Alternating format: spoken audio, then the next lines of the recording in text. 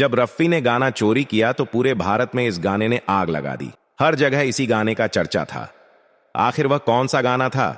क्या है पूरी कहानी? चलिए जानते हैं। आपसे गुजारिश है, वीडियो को लाइक कर लीजिए अगर आप मोहम्मद रफ़ी से मोहब्बत करते हैं। जिस गाने को आज आप सुनकर झूम उठते हैं, वह गाना कैसे बना था और वह गाना किसका कॉपी किया गया था? चलिए जानते हैं।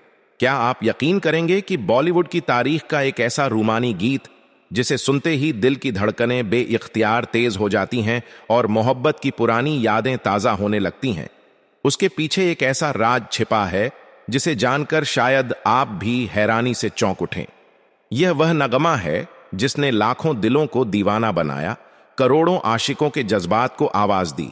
मगर उसकी असल कहानी इतनी चौंका देने वाली है कि सुनकर हर संगीत का दीवाना एक लम्हे के लिए जरूर सोच में पड़ जाता है कि आखिर ऐसा कैसे मुमकिन हुआ। यह किस्सा हमें ले जाता है सन 1968 में, जब हिंदी सिनेमा अपनी रूमानी बुलंदियों को छू रहा था और फिल्म झुक गया आसमान सिनेमा घरों की जीनत बनी हुई थी। पर्दे पर सायरा बानो की दिलकशी, राजेंद्र कुमार का मुनफरिद अंदाज और पस ए मंजर में बजती वह मधुर धुन जिसने हर सुनने वाले के दिल में एक अलग ही दुनिया बसा दी। फिल्म के हसीन मंजर, पहाड़ियों की खामोश वादियां और मोहब्बत के एहसास से भरपूर वह फिजा, सब कुछ उस गाने को एक लाजवाब शाहकार बनाने के लिए काफी था। जैसे ही कौन है जो सपनों में आया कि ये गाना था आखिर। कौन है जो सपनों में आया, दिल किसी अनजानी कैफियत में डूबने लगता है। कौन है जो दिल में समाया।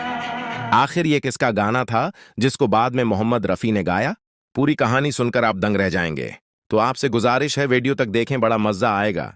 हसरत जयपुरी के खूबसूरत अल्फाज ऐसे महसूस होते हैं जैसे किसी आशिक ने अपने दिल की बात शायरी में ढाल दी हो। और फिर मोहम्मद रफ़ी साहब की वह नरम, मखमली और जादू भरी आवाज जो सुनने वाले को एक लम्हे में ख्वाबों की दुनिया में ले जाती है, उस नगमे को हमेशा के लिए अमर बना देती है। मगर इस खूबसूरत नगमे के पीछे एक ऐसा राज पोशीदा है जिससे आज भी बहुत कम लोग वाकिफ हैं। हकीकत यह है कि इस गीत की धुन की जड़ें हिंदुस्तान में नहीं बल्कि 7 समंदर पार एक ऐसी दुनिया में जा मिलती है जहां रॉक एंड रोल का जादू सर चढ़कर बोलता था। यह सुनकर शायद आपको यकीन ना आए, मगर संगीत की दुनिया में ऐसे कई राज हैं जो बरसों बाद सामने आते हैं और सुनने वालों को हैरत में डाल देते हैं। कहा जाता है कि इस धुन की मुमासिलत हॉलीवुड के अजीम गायक एल्विस प्रेस्ली के एक मशहूर नगमे से मिलती है।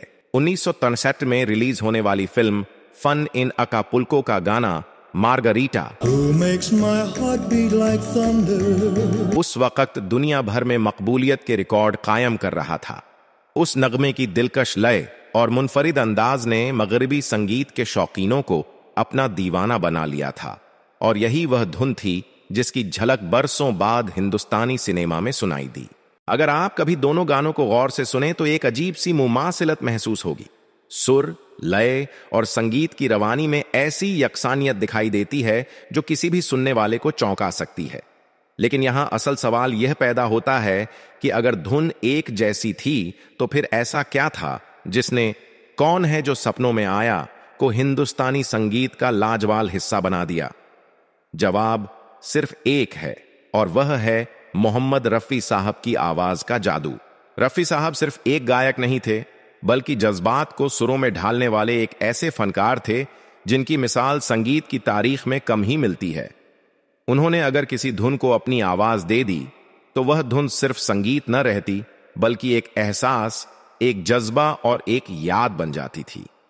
यही वजह है कि उन्होंने इस मगरिबी अंदाज की धुन को अपनी आवाज के लम्स से इस कदर हिंदुस्तानी बना दिया कि सुनने वाला उसकी असल जड़ों के बारे में सोच भी नहीं सकता था। जब रफ़ी साहब ने माइक के सामने खड़े होकर इस गीत को गाया होगा तो शायद उन्हें भी अंदाजा न हो कि वह एक ऐसा शाहकार तख्लीक कर रहे हैं जो दशकों बाद भी लोगों के दिलों पर उसी तरह राज करेगा।